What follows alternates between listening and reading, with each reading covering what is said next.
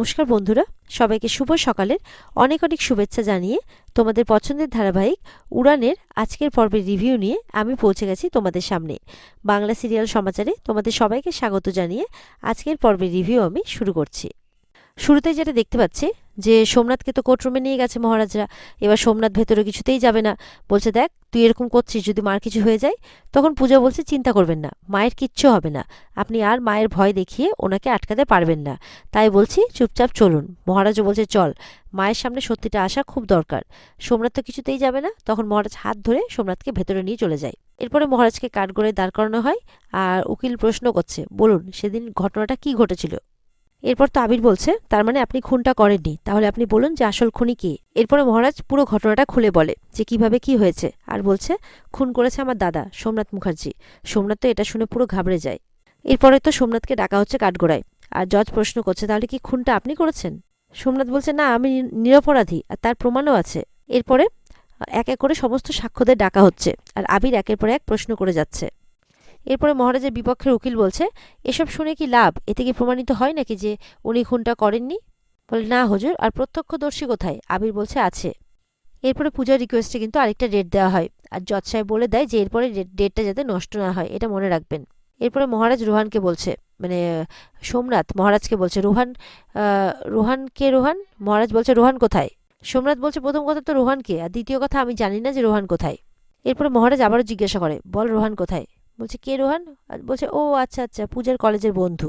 বলছে আমি কি করে জানবো রোহান কোথায়। পূজা বলছে আপনি সত্যি জানেন না যে রোহান কোথায়। সোমনাথ বলছে ও বাবা, তোমরা কি শুরু করেছো বলো তো।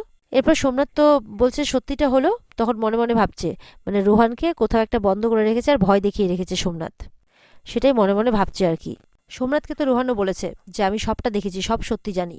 তখন সোমনাথ বলছে আমার পথে যে বাধা হয়ে দাঁড়াবে আমি তাকে কিছুতেই ছাড়বো না, তাকে সরিয়ে দেবো আমার রাস্তা থেকে। এদিকে তো মহারাজ পূজা খুব চিন্তা করছে। মহারাজ বলছে কি হচ্ছে কিছু তো বুঝতে পারছি না, রোহানকে খুঁজে পাওয়া যাচ্ছে না কেন, ওর তো আসার কথা ছিল, আসছে না কেন, আচ্ছা ওর কোনো ক্ষতি হয়ে গেল না তো। পূজা বলছে না মিস্টার মাথা গরম, আমরা ওর কোনো ক্ষতি হতে দেব না। মহারাজ বলছে কিন্তু কিভাবে। তখন সেই সময় পূজার ফোন আসে। মহারাজের বাবা ফোন করেছে মহারাজকে, মহারাজের মা খুব অসুস্থ হয়ে পড়েছে সেটাই জানানোর জন্য। তখন মহারাজ তো দৌড়ে আসে তার মায়ের কাছে, বলছে কি হয়েছে। পূর্ণিমা অসুস্থতার মধ্যেও বলছে তোকে কে ডেকেছে। মহারাজের বাবাকে বলেছে তুমি ওকে কেন ডেকেছো, আমি বলেছিলাম না তোমাকে সোমনাথকে ফোন করতে। এবার মহারাজের বাবা কিছু বলতে গেলে তখন প্রিয়াঙ্কা আসে। প্রিয়াঙ্কা বলছে যে সোমনাথ আসছে সোনা আসছে। এরপর মহারাজ দৌড়ে যখন ওষুধ দিতে যাবে তখন তার মা বলছে না তুই কোথাও যাবি না, সোমনাথ আসছে, সোমনাথ আমাকে ওষুধ দেবে। ইতিমধ্যে দেখা যাচ্ছে সোমনাথ চলে আসে দৌড়ে ওষুধ দিতে। পূর্ণিমা বলছে কি হয়েছে তোর, মানে কোথায় ছিলিস তুই, আসছিলিস না কেন। সোমনাথ বলছে আমি সারা রাত ধরে চাকরির চেষ্টা করছিলাম। এদিকে পূর্ণিমার শরীর কিন্তু ক্রমাগত খারাপ হচ্ছে। এরপর তো সোমনাথ ওষুধ আনতে যাচ্ছে, তখন দেখা যাচ্ছে ওষুধের মধ্যে কিছু একটা মেলাবে সোমনাথ, যাতে ওর মা আরো অসুস্থ হয়। আর মনে মনে বলছে তোমাকে আমাকে আরো অসুস্থ করতে হবে মা, যাতে আমি বাঁচতে পারি। এরপরে সোমনাথ কি করে, জলের মধ্যে সে ওষুধ মিশিয়ে খাইয়ে দেয় তার মাকে। আর মনে মনে বলছে এতেই কাম তামাম সোমনাথ মহারাজ, এভাবে বলছে। এরপরে পূর্ণিমার শরীর কিন্তু আরো খারাপ হচ্ছে। পূজা তো বলছে ডাক্তার রাখতে হবে, কারণ পূর্ণিমার শরীর খারাপ হচ্ছে। বলে এই শুভ তো আদিক্ষেতা, আর সোমনাথ আর প্রিয়াঙ্কা না হয় সারা রাত ঘুরে কাজের চেষ্টা করছিল, তুমি আর তোমার অকর্মণ্য বর কোথায় ছিলে সকালবেলায়। মহারাজ বলছে আচ্ছা আচ্ছা অনেক হয়েছে, আপনি এবার একটু চুপ করুন, আপনার যদি শরীর খারাপ হয় তাহলে আমরা কি করবো বলুন তো, কোথায় যাব। পূজাকে বলছে যবে থেকে এই অলক্ষ্মী আমার বাড়িতে এসে জুটেছে আমার সংসারটা একদম ভেঙে তছনছ হয়ে গেছে, আমার সংসারটা শয়তানের আখড়া হয়ে গেছে, আমার বাড়ি শেষ, আমার এই খুনি ছেলের থেকে আমার কোনো এক্সপেকটেশন নেই। পূর্ণিমা বলছে এই দুজন মিলে আমাকে মেরে ফেলবে, এরা দুজন মিলে। এবার সোমনাথ বলছে দেখেছিস মায়ের শরীরের অবস্থা দেখেছিস, তুই এইসব না দেখে বাইরে ওইসব করে বেড়াচ্ছিস। এবার পূর্ণিমার শরীরের এই অবস্থা দেখে কিন্তু তার বর মানে সোমনাথের বাবার মনটা খুব খারাপ হয়ে যায়। পূজা বলছে আপনার কি হয়েছে বাবা, শরীরে কষ্ট হচ্ছে নাকি। বলে না, প্রচন্ড বাথরুম পেয়েছে, দরজাও তো বন্ধ করে রেখে দিয়েছে। পূজা বলছে তাহলে আপনারা আমাদের বাড়িতে চলুন না, তাহলেই তো সমস্যাটা মিটে যায়। তখন চলে আসে নস্কর, যে এই যে তাড়াতাড়ি বাড়িটা খালি করে দিন, শেঠজি আজকে বাড়িটা দেখতে আসবেন, তাড়াতাড়ি করুন চলুন।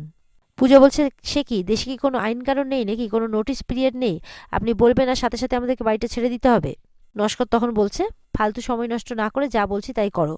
মহারাজ বলছে নস্করের হাত ধরে কি করবি, তুই কি করবি, এই বাড়ির তালা আমি এক্ষুনি ভেঙে দেবো, দেখি তুই আটকে দেখা আমাকে। নস্কর বলছে হ্যাঁ তালা তুমি ভাঙতেই পারো, কিন্তু সেই সঙ্গে আইনটাও ভাঙতে হবে, আইনের ঝামেলা নিতে পারবে তো মহারাজ মুখার্জি, এই বলছে নস্কর আর হাসছে। এই বলে সেখান থেকে আবার চলে যায়। মহারাজ বলছে তালা তো আমি ভাঙবই, তারপর যা হবে দেখা যাবে। পূজা বলছে যে মাথা ঠান্ডা রেখে আমাদেরকে কাজ করতে হবে, এখন যেটা বলছি সেটা করো। এরপরে পূজা ব্যাটারিকে ফোন করছে, বলছে তোমাকে যেমনটা বলেছিলাম সেরকমটাই করো। পূর্ণিমা বলছে যে মিস্টার মাথা গরম, তুমি বরঞ্চ সৌরভ দাকে একটা ফোন করো, আজকে আমি নস্করকে বুঝিয়ে দেব, ও যদি বুনো ওল হয় তাহলে আমরাও বাঘা তেঁতুল। ইতিমধ্যে দেখা যাচ্ছে যে পূজাদের বাড়ির বাগানটাতে অনেকগুলো লোক এসে উপস্থিত হয়েছে, তারা তাদের মতো করে বিছানা করছে। পূর্ণিমা এসে বলছে এইসব কি হচ্ছে শুনি। তখন বলছে যে এতেই কাজ হবে মা। বলছে ও এতেই কাজ হবে। এই সমস্ত কথাবার্তা হতে হতে তখন সেখানে নস্কর তার শেঠজিকে নিয়ে চলে আসে, যে এই যে এটা হচ্ছে বাড়ির, এইটা হচ্ছে তার ফাঁকা জায়গা। বলছে যে ফাঁকা জায়গা কই, এটা তো দখল হয়ে গেছে। এবার নস্কর দেখছে কি ব্যাপার, এত লোক কি করে এলো, এত দখল হলো কিভাবে, ওদেরকে জিজ্ঞাসা করছে এ কি আপনারা কোথা থেকে এসছেন, এখানে কেন আপনারা। শেঠজি বলছে এইসব লাফড়াই আমি নেই, বস্তি ফস্তি আমি চাই না। পূজা বলছে এক সেকেন্ড, বস্তি মানেটা কি, বস্তিতে কি মানুষ থাকে না নাকি? হ্যাঁ, আপনাদের মতো টাকার কুমিররা হয়তো থাকে না, কিন্তু ওরাও তো মানুষ, কষ্ট করে খেটে তবেই টাকাটা রোজগার করে। শেঠজি তো চলেই যায় এত লোকের ভিড় দেখে, নস্কর ডাকতে থাকলেও কিন্তু শোনে না। এরপরে মহারাজ কিন্তু বাড়ির চাবি চাইছে, নস্কর বলছে না, কিছুতেই দিব না, এই বাড়ির মালিক এখন আমি, আমার কাছে দলিল আছে। মহারাজ বলছে দলিল আছে তো কি হয়েছে, অত সহজ, দলিল থাকলে বাড়ি তোমার হয়ে গেল। এরপর পুলিশ চলে আসে, মানে সৌরভ বলছে বাড়ি দখল করেন আপনি কোন সাহসে, হ্যাঁ কোন সাহসে বাড়ি দখল করেন। নস্কর বলছে দখল, এই বাড়ির দলিলও আমার কাছে, চাবিও আমার কাছে, কি করবেন আপনি শুনি, সৌরভকে বলছে। এরপরে সৌরভকে যখন বলছে কি করবেন আপনি, নস্কর বলছে, তখন সৌরভ তো বন্দুকটা বের করে, তখন সৌরভের হাত থেকে মহারাজ বন্দুকটা নিয়ে নেয় আর নস্করের দিকে তাক করে। এটা দেখে তো সবাই মহারাজকে বারণ করছে, নস্কর তো পুরো ভয় পেয়ে যায়। মহারাজ বলছে বাড়ির দলিল আর চাবি না দিলে এক্ষুনি মেরে ফেলবো। নস্কর কিন্তু খুব ভয় পেয়ে যায়। আর এখানে আজকের পর্ব শেষ হয়ে যায়। তো বন্ধুরা, এই ছিল আজকের পর্বের রিভিউ। তোমাদের যদি ভালো লেগে থাকে তাহলে আমাদেরকে লাইক আর কমেন্টের মাধ্যম দিয়ে জানাতে ভুলবে না। আর পর্বের যদি বিস্তারিত দেখতে চাও তাহলে অবশ্যই কিন্তু স্টার জলসার পর্দায় চোখ রাখতে হবে। আর আমাদের সাথে জুড়ে থাকতে আর আরও নিত্য নতুন আপডেট পেতে অবশ্যই আমাদের চ্যানেলকে সাবস্ক্রাইব করতে হবে। তাহলে দেখা হচ্ছে তোমাদের সাথে আগামীকালকে। ততক্ষণ সবাই ভালো থাকবে। আজকের মতো এই পর্যন্তই। টাটা।